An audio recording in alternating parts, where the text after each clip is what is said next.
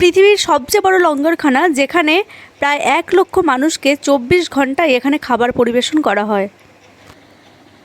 এই যে তৈরি হচ্ছে রুটি মেশিনের মাধ্যমেও রুটি তৈরি হয়, তাছাড়া হাতেও রুটি তৈরি হয়। এই যে এখানে অনেকেই হাতে রুটি তৈরি করছেন। তারপর রুটি সেঁকা হয়ে গেলে চলে আসে এই যে এখানে কত রুটি দেখেছেন, সব রুটিতেই কিন্তু ঘি বোলানো হচ্ছে। ইনারা এখানে ফ্রিতে সেবা দান করেন। ওনাদের এই সুন্দর প্রচেষ্টা সত্যিই আমাকে মুগ্ধ করেছে। এই যে এত থালা দেখতে পাচ্ছেন, এই সব থালাগুলো প্রত্যেক দিন মানুষ খায়, আর সেই থালাগুলো ওনারাই ধুয়ে দেন। প্রতিদিন এখানে প্রচুর সবজি রান্না হয়। দেখুন সবজির পাহাড়। এই বিশাল কর্মকাণ্ড চালানোর জন্য কোনো বড় বড় কোম্পানি নয়, সাধারণ মানুষের দান আর স্বেচ্ছাসেবীদের শ্রমই মূল শক্তি। হাজার হাজার মানুষ এখানে প্রতিদিন এখানে আসেন, স্বেচ্ছায় কাজ করেন। অনেকে এখানে শুধু খাবারের জন্য নয়, ভালোবাসা ও মানবতার ছোঁয়া পেতে এখানে আসেন। ভারতের হৃদয়ে এক স্বর্ণখচিত বিস্ময়, অমৃতসরের স্বর্ণ মন্দির, যা স্থানীয় ভাষায় হরমিন্দর সাহিব। ভারতের পাঞ্জাব রাজ্যের অমৃতসরে অবস্থিত শিখ ধর্মের অন্যতম পবিত্র তীর্থস্থান। মন্দিরের উপরের অংশ বিশুদ্ধ সোনায় মোড়ানো, যা সূর্যের আলোয় ঝলমল করে ওঠে। শ্রী গুরু রামদাসজি আন্তর্জাতিক বিমানবন্দর অথবা অমৃতসর রেল স্টেশন থেকে মাত্র 2 কিমি দূরে অবস্থিত। স্বর্ণমন্দির ঢোকার আগে এই যে এখানে আছে লাগেজ কাউন্টার, জুতো রাখার জায়গা। এখানে ধনী কিংবা বড়লোক, এখানে সবাই কিন্তু ফ্রিতে সেবা দেন। এখন এখানেই আছেন নাকি? অমৃতসরে ঢোকার 4টি গেট আছে এবং 4টি গেটের 4 দিকেই আছে লাগেজ কাউন্টার এবং জুতো রাখার জায়গা। ভেতরে ক্যামেরা অ্যালাউ নেই, শুধুমাত্র মোবাইল নিয়ে যেতে পারবেন। ওনাদের আন্তরিকতা সত্যি আমাদের হৃদয় ছুঁয়ে গেছে। স্বর্ণমন্দির ঢোকার আগে এই যে এখানে জল রাখা রয়েছে, জলে পা ধুয়ে তারপর যেতে হয়। এখানে যে কোনো গুরুদুয়ারা বলুন, সব জায়গাতেই দেখলাম এরকম জল রাখা রয়েছে। অমৃতসরের স্বর্ণমন্দির ঢোকার 4টি গেট আছে। আমরা ঢুকছি পিছনের গেট দিয়ে, আর পিছনের গেটেই আছে বাবা তালাই গুরুদুয়ারা। চলুন আগে এটা দেখে নিই। এই মন্দিরে, অমৃতসরের স্বর্ণ মন্দিরে ঢোকার আগে হয় মাথায় ওড়না, শাড়ি অথবা ছেলেদের রুমাল কিছু একটা মাথায় ঢাকা দিয়ে তারপর যেতে হয়। আমি যেহেতু ওড়না নিয়ে এসেছিলাম, ওই জন্য আর আলাদা করে রুমাল কিনিনি, বা এখানেই রুমাল এই যে ওখানে রাখা আছে, ওখান থেকেও নিতে পারেন।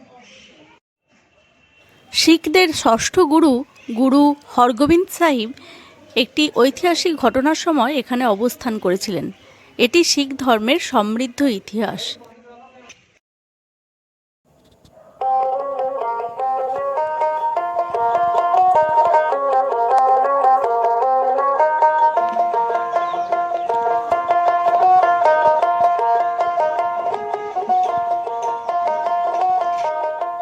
এবার যাচ্ছি অমৃতসর স্বর্ণ মন্দির।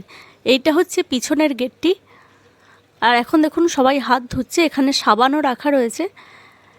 যে কোনো গুরুদুয়ারাতেই এখানে দেখলাম হাত ধুয়ে পা ধুয়ে তারপরে গুরুদুয়ারাতে প্রবেশ করতে হচ্ছে।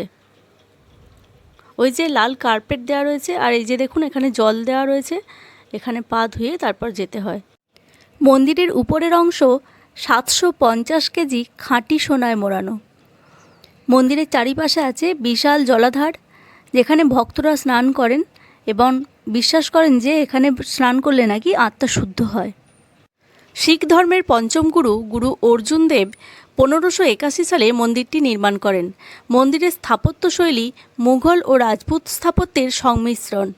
19 শতকের শুরুতে মহারাজা রঞ্জিত সিং মন্দিরের উপরের অংশ খাঁটি সোনার প্রলেপে আবৃত করেন, যা মন্দিরটিকে স্বর্ণ মন্দির নামে পরিচিত করে তোলে। এখানে লঙ্গরের ব্যবস্থাও আছে। প্রতিদিন এখানে 50,000-এরও বেশি মানুষকে বিনামূল্যে খাবার পরিবেশন করা হয়, যা মানব সেবার এক অনন্য দৃষ্টান্ত। আপনার মন চাইলে আপনি এখানে অর্থও দান করতে পারেন, তবে আমি বলবো যে কোনো লঙ্গরখানায় খাওয়ার আগে অর্থ দান করাই উচিত। এরপর চলে এলাম লঙ্গরখানায়। লঙ্গরে আসতেই এই যে সবার হাতে হাতে বাটি, চামচ আর এই থালা ধরিয়ে দিয়েছে। এখন বসে পড়েছি লঙ্গরে খাবার খাওয়ার জন্য। লঙ্গরে কোথায় রান্না হয় সেই ভিডিও আপনাদের সাথে শেয়ার করব। এই যে এখানে লঙ্গরে খাবারে দিয়েছি 2টো রুটি, একটু ভাত, একটা সবজি রাজমা, আর একটা তরকারি ডাল টাইপের ঘোল, বাঁধাকপির তরকারি, আর দিয়েছিল হালুয়া। হালুয়াটা আমি নিইনি, কারণ অমৃতসরের গর্ভগৃহে যখন প্রবেশ করেছিলাম তখন প্রসাদ হিসাবে ওই হালুয়া দিয়েছিল, একদম ঘিয়ে ভর্তি ছিল। তো তারপরে চলে এলাম এই যে বাইরেটায়, এটাও একটা অন্য একটা গেট মন্দিরে ঢোকার। সন্ধে হয়ে আসছে আর দেখুন চারিদিকে এখন প্রদীপ দিয়ে সাজানো চলছে। মেন গেট দিয়ে বাঁদিকে ঢুকে শিখ মিউজিয়াম আছে, যেখানে শেখ গুরুদের উপর মোগলদের অত্যাচার আর শিখদের বীরত্বের কাহিনী ছবির আকারে বর্ণিত করা আছে। এবার চলুন রান্নাঘরে নিয়ে যাই। এই যে এখানে সবজি রাখা রয়েছে, প্রচুর কাটাকাটি চলছে এখন। পেঁয়াজ রসুন, এখানে কিন্তু পেঁয়াজ রসুন খায়, কিন্তু কোনো আমিষ জিনিস যেমন এখানে পেঁয়াজ রসুনটা আমিষের মধ্যে পড়ে না দেখলাম। মাছ মাংস ডিম এইগুলো হচ্ছে আমিষ জিনিস। মাছ মাংস ডিম বাদে এখানে সবজি সমস্ত কিছু রান্না হয়, ডাল সবজি। খাবার খাওয়ার পর এই যে খাবারের থালা ওনারা হাত পেতে নিয়ে নিচ্ছেন, তারপরে এগুলো ওনারাই আবার ধুয়ে দিচ্ছেন। এগুলো সব ফ্রিতে ওনারা সেবা দেন। এই যে এখানে ধোয়া চলছে, এগুলো মশলা করা মেশিন, কত বড় বড় মেশিনের মশলা পেশাই হয় দেখুন। সমস্ত কিছু ঘিয়েতে রান্না হয়, দেখুন কত ঘিয়ের টিন এখানে জড়ো করা। আর এই যে এটা হচ্ছে রুটি বেলার জায়গা, হাতেও রুটি বেলছে, মেশিনেও হচ্ছে। এই যে হাতে এখন রুটি বেলা চলছে। বিশ্বের সবচেয়ে বড় কমিউনিটি কিচেন, যাকে বলা হয় লঙ্গরখানা। এখানে প্রতিদিন প্রায় 1 লক্ষ মানুষের জন্য বিনামূল্যে খাবার পরিবেশন করা হয়। ধর্ম বর্ণ নির্বিশেষে সবাই এখানে, সকাল থেকে রাত পর্যন্ত এখানে চলে রান্না। শত শত স্বেচ্ছাসেবক এখানে কাজ করেন। বিশাল কড়াইয়ে ডাল রান্না হয়। এখানে ধনী গরিব বড়লোক এসবের কোনো ভেদাভেদ নেই, সবাই একসাথে বসে খাবার খান। এই যে আটা রাখা আছে এখানে। এখানে মেশিনেও রুটি হচ্ছে। এই যে এখানে মেশিন থেকে রুটি একদম বেলে বেরোচ্ছে।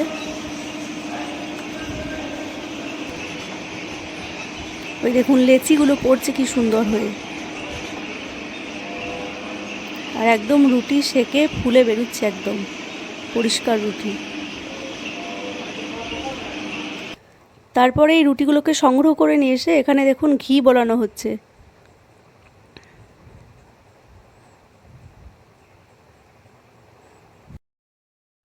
কত রুটি দেখেছেন, এবার রুটির পাহাড় হয়ে গেছে। প্রত্যেকটা রুটিতে কিন্তু ঘি বোলানো হচ্ছে। এই যে আটা এখন বোঝাই হচ্ছে। রান্নাঘরের পাশ দিয়ে দেখতে পেলাম এই যে মন্দিরে ঢোকার আরও একটি গেট।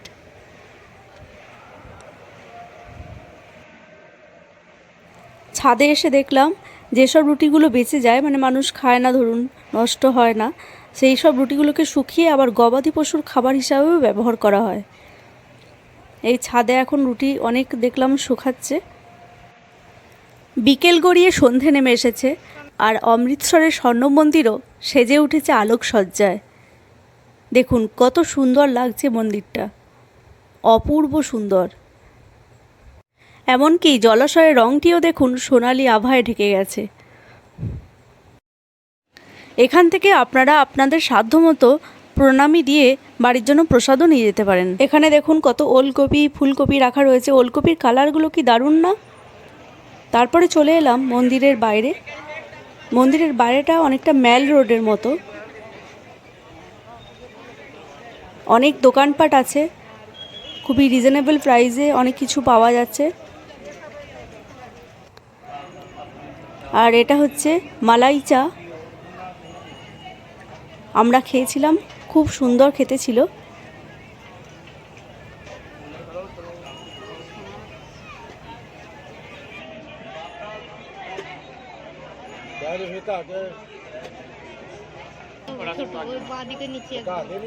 গরম দুধটাকে খুব ভালো করে ফেটিয়ে নিলেন, তারপরে এই যে কাপে ঢেলে তার উপরে মালাই দিয়ে দিচ্ছেন।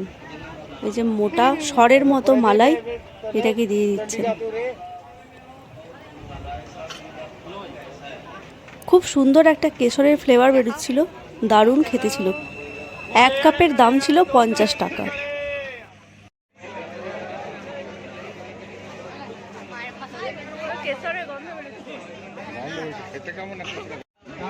আর এই যে মেল রোডের ধারে ধারে খুব সুন্দর সুন্দর সব দোকানপাট, খুব সুন্দর কালেকশন সব। এখন আমরা যাচ্ছি একটা তলোয়ারের দোকানে, একটা তলোয়ার কেনার ইচ্ছা আছে। কত বড় বড় সুন্দর সুন্দর সব তলোয়ার।